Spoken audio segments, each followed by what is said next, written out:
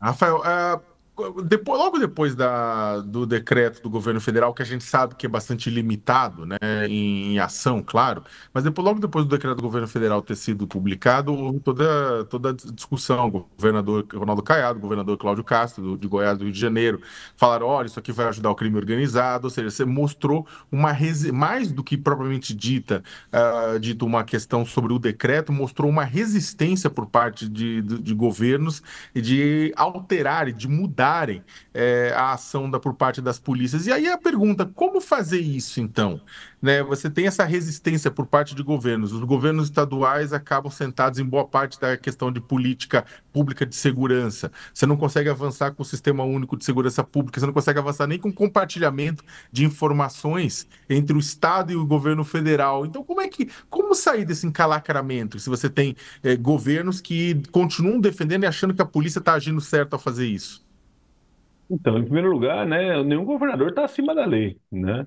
E nenhuma fala de governador. É claro que ela passa um péssimo sinal, mas a gente precisa de Ministério Público mais atuante, a gente precisa de justiça que não seja muitas vezes conivente, como a gente vê acontecendo em muitos casos.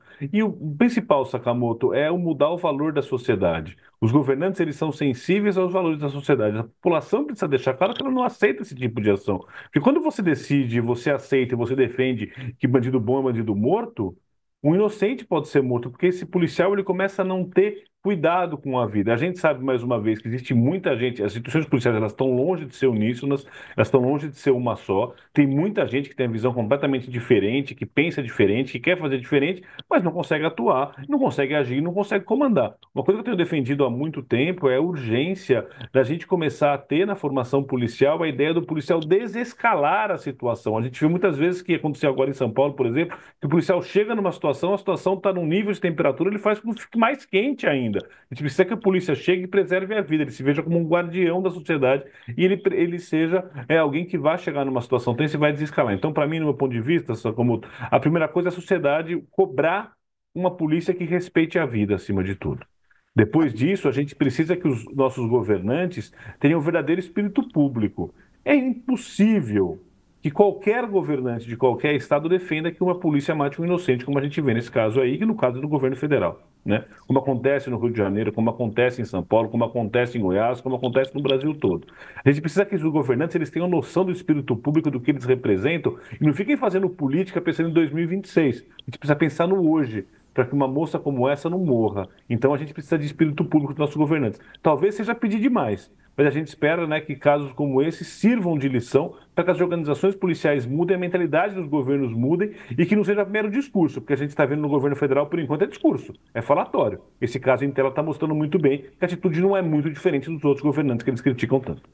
Ô, professor, voltando até nessa pergunta do Sakamoto, esses governadores que estão até falando que vão ao Supremo Tribunal Federal em relação a esse decreto. Queria só entender, professor, na sua análise como especialista, o senhor que pesquisa muito sobre isso, esse decreto que foi publicado, ele pode proteger a população brasileira de erros como esse, de policiais despreparados para atender a população e para trazer segurança para o nosso país? Como é que o senhor avalia o conteúdo do decreto? E esses governadores, caso eles realmente resolvam ir ao Supremo, isso vai ser uma derrota à sociedade brasileira?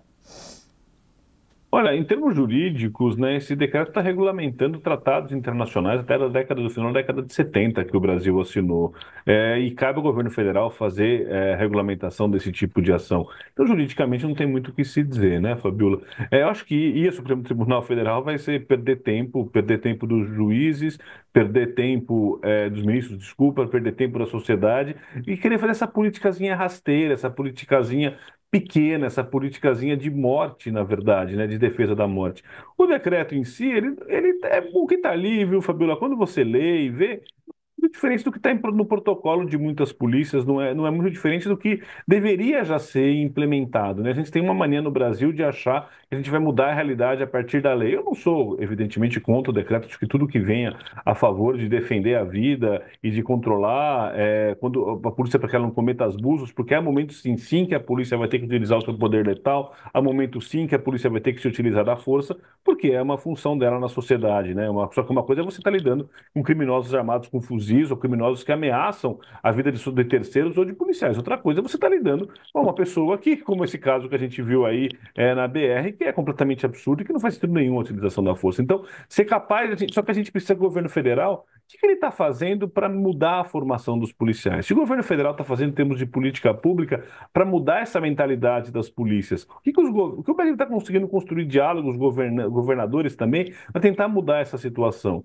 Porque é uma situação que morre criança, morre mulher, morre homem, um monte de inocente é morto praticamente diariamente no Brasil e a gente não vê muitas coisas concretas. Então, assim, resumindo, o decreto para mim ele é interessante, ele é oportuno, ele é necessário, mas isso não vai mudar a realidade, porque isso já estava na realidade. Ou a gente muda a mentalidade de se fazer polícia e de se pensar segurança pública, da polícia se ver como um órgão técnico, como um órgão profissional. A sociedade cobra uma polícia técnica, uma polícia profissional que preserva a vida, ou a gente vai continuar vendo esse tipo de absurdo acontecendo. E só vai, isso que a gente está vendo no caso do decreto, mais uma vez, tudo que envolve segurança pública vira essa rinha política que destrói com qualquer alternativa que possa ser construída no nosso país para melhorar uma situação que é catastrófica. Agora chama a atenção, né? As pessoas estavam me perguntando aqui se os policiais usavam as câmeras no uniforme. Ainda não está, né? Eles começaram a fazer testes, mas a Polícia Rodoviária Federal ainda não usa essas câmeras nos seus uniformes, né? Até o diretor, o chefe da Polícia Rodoviária Federal, quando falou sobre o episódio ainda na quarta-feira, ele falou: eu sou um defensor veemente da utilização de câmeras corporais. Elas poderiam ter evitado algo nesse sentido? Ela inibe ações como essa? Como é que o senhor analisa, professor, essa questão de eles não estarem ainda, né, não estão com as câmeras, e até a reação do policial quando a mãe fala que quando ela falou, você matou minha filha, diz que ele ficou desesperado, começou a bater a cabeça no chão, o policial, mostrando o desespero dele de ter cometido um erro como esse. As câmeras poderiam ajudar de alguma maneira? Olha, Fabiano, no caso em si, nesse caso inteiro, é difícil a gente comentar porque a gente não sabe as minúcias. O que tudo está aparecendo foi uma falta de preparo absurda. Provavelmente eles estão numa situação, numa região que é uma região onde coisas podem acontecer. Eles devem ter recebido alguma informação de inteligência que um veículo com essas características estaria levando arma, alguma coisa do gênero, e se portaram assim. O meu chute aqui, mas isso é uma pura ilação, né? A gente não pode, não dá para saber, precisa ser feita uma investigação para ser analisado. Bruno, infelizmente, eu acho que a câmera corporal não iria mudar muito esse tipo de ação, né? A gente precisa tomar um cuidado. Eu acho, de novo, eu sou a favor das câmeras corporais, eu acho que é preciso que ela seja implementada, mas isso não é uma panaceia que vai resolver todos os nossos problemas. A tecnologia por si só não resolve o problema. O que resolve o problema é a mentalidade, é a forma de gerir essas coisas. E se a gente tem uma unidade, que parece que é o caso específico, onde isso já aconteceu anteriormente, é preciso saber o que o comando da Polícia Rodoviária Federal está fazendo para autorizar que esse tipo de coisa aconteça. É claro que assim, um equívoco de um policial ele gera morte, como a gente está vendo aí. Então a gente precisa ter uma forma de atuar e de construir a mentalidade e construir a identidade de quem esse policial é, que preserva a vida e que não atira a esmo e que está amedrontado e usa sua arma de fogo. Gente amedrontada não pode estar utilizando arma de fogo, ele tem que saber muito bem o que ele está fazendo. Fabiola, para mim, uma das chaves centrais que a gente precisa bater, a tecla que a gente precisa bater, é que quando um indivíduo armado em nome do Estado faz isso que ele está fazendo, isso é um ato covarde, isso é uma covardia. Quando 10 policiais batem em um indivíduo desarmado, isso é um ato covarde, isso é uma covardia. É covardia daquela cultura policial, daquela instituição policial, autorizar que isso aconteça. É importante, eu estou frisando a chave da covardia, porque essa é uma chave que bate fundo no peito dos policiais. Eles acreditam que eles são muito valentes. Mas quando é o sujeito que acha que é valente, atira a esmo, mata inocente, usa a violência de forma desnecessária, ele não é valente, ele é um covarde. E acho que esse é um dos pontos centrais que sempre tem que ser colocado. Bater em quem está desarmado, usar a violência ou usar o poder que o Estado lhe deu para matar, para bater em gente que não oferece ameaça alguma, é um ato de covardia.